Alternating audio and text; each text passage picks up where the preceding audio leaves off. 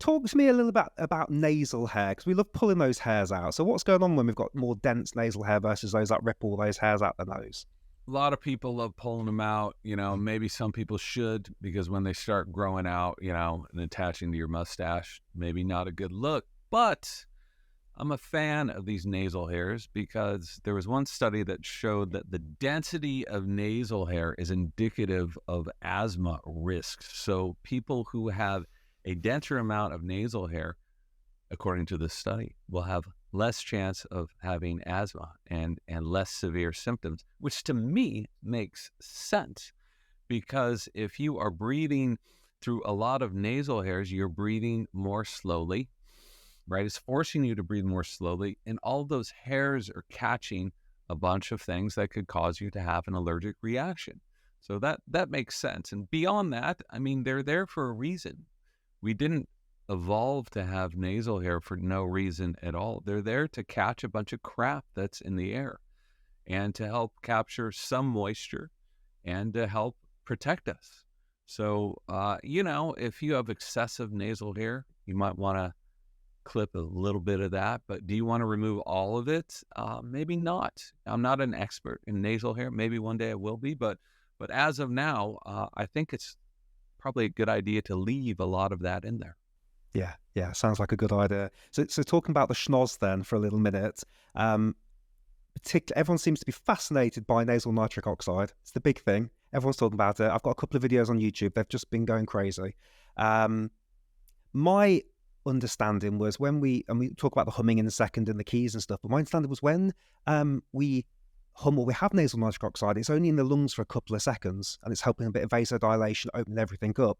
But then I've also heard things around can improve sex life. And I know there's probably vasoconstriction, vasodilation that's happening anyway with CO2. That's probably slightly separately. But is there any benefits linked to humming and sexual health other than the vasoconstriction of CO2?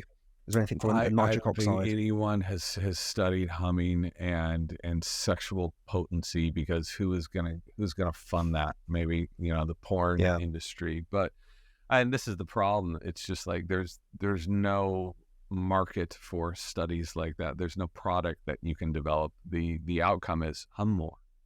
We can tell people to do that because we know the science is very clear that increasing that nitric oxide, which is only going to be bioavailable for a very short amount of time, but what it does in that amount of time is really important, right? It helps really open things out.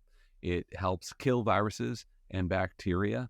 And what those erectile dysfunction drugs do is they dilate blood vessels by allowing your body to produce more nitric oxide. So you can produce a profusion of nitric oxide by humming. And I learned this from our mutual friend, Tom Granger. He's just like, humming at certain frequencies is so important. I said, what are you talking about? I looked it up and he's entirely right. So at around 120 hertz, that's about a B2 on a piano. I think it's around, that's supposed to produce the most nitric oxide. So I got some flack from people who said, listen, I'm smaller. I can't hum a note that low. What does this mean to me? If you are smaller and can't hum a note that low, then the resonant frequency of your sinus cavities will naturally be higher. So my hunch is you could be humming maybe a D or maybe an E or maybe an F, and it would be doing the same thing. So anything in that range, and you don't have to just sit in a corner of your room and hum a B. Hum anything in that, hum your favorite song, put it in the key of B, and see what it does for you. Report back. See how your potency in bed improves. I got a question for you, Mike. Yeah, here it is.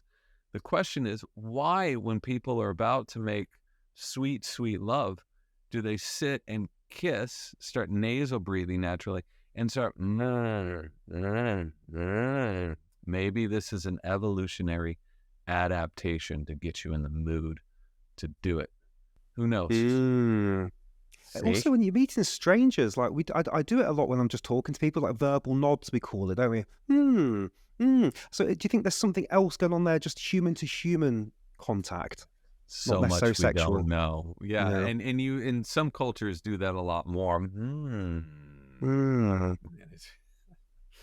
So I guess no matter how you can get it, it's a good Yeah. thing to be getting that nitric oxide in the Yeah. nose. You want to do it before sex. You want to do it when you're agreeing with someone. You want to do it while humming a song, whatever. Yeah, and I think, did you say there's a six-fold increase just by nose breathing versus mouth? And that made Yeah. me think, do we get some not nasal, but do we get some nitric oxide through the mouth? Or have I misunderstood that? Not a lot. I think that there is some produced, but it's not a lot. And I didn't include this in the book, but I went to Sweden to the Karolinska Institute and talked to the guy who did this study. And he said that six-fold increase of just nasal breathing without humming.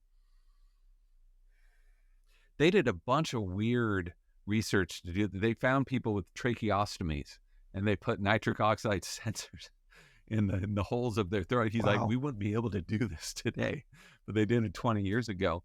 So, and then humming, when you're humming, right, you're breathing through your nose almost always. That increases the nitric oxide to nasal inhales 15-fold. So this is a huge difference. And there was one study that showed this guy with awesome study, guy with chronic rhinitis, hummed for 10 minutes 4 times a day and completely got rid of his chronic rhinitis, which is why I am working on doing a citizen science study. Hopefully we can get 100,000 people with chronic rhinitis, have control groups, follow the same protocol, right, and see what it does for you. These things are impossible to get funded, so we're trying to do this in a different way. And there are no negative side effects, right, to have someone do this. It's not like taking a drug. It's like, oh, sorry, now you're blind, right? It's you're only going to get benefits of humming. Will it help with your rhinitis or sinusitis? No one knows. We got to study it, and that's what I hope to be doing in this next year. Yeah. I heard, I forget who said this to me, a doctor on the podcast, saying that during COVID, doctors were humming while doing their rounds, thanks to your book. They referenced you in your book. So how wonderful that is. They're getting this extra protection. That's amazing. And, I learned the vast majority of the information I learned from the book are from doctors, right? I talked with doctors, hundreds and hundreds of doctors. So it's interesting. I'm just taking their information they told me, regurgitating it back to them. There was so much amazing research looking at nitric oxide and COVID and people who had just gotten COVID and how incredibly effective it was. And what was so insane to me is, did this ever make it into the hospitals? Did this ever make it into the knowledge that the general public had about how to help yourself if you had acute symptoms of COVID? No. And I don't know why that is. Maybe because nitric oxide is pretty cheap to produce. Maybe because you can't patent it, right? But Louis Ignarro, I talked with him at length about this, and the science, he won a Nobel Prize for his work in nitric oxide in the 90s. And he was stunned by how everyone seemed to be ignoring this. And so it makes sense, knowing that we have the science and the research showing that when you have exogenous nitric oxide, you deliver it to people with COVID, it does all of these amazing things to the lungs, to the infection, to the oxygen levels, that producing your own would only help you. And it also calms your nervous system, right? So humming should be prescribed. For sure.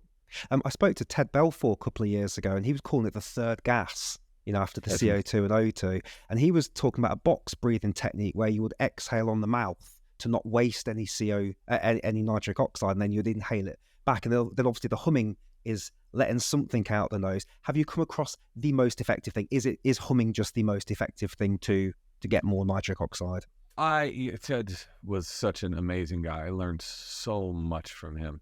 But as far as I know, no one's measured it, right? If you are going to be making these claims, it's like, exhale through the mouth and not the nose because of this or that. Cool. Let's measure it, right? And see what it says. It's not that hard to do. Get 10 people and measure it. And from what I've seen, there haven't been measurements. So what you're left with are hypotheses, which is fine, but this is the one thing that bothers me about some people, and it has nothing to do with TED, but in the breathing community, breathwork community, making these claims that are not substantiated with simple measurements. So I have not seen anything in regards to that. I think the tried and true humming, and you can hum along with box breathing, you can hum along with coherent breathing, I think is so powerful.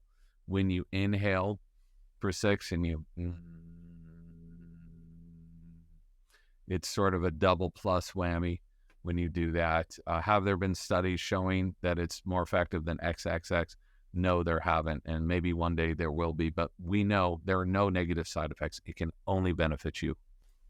Love it.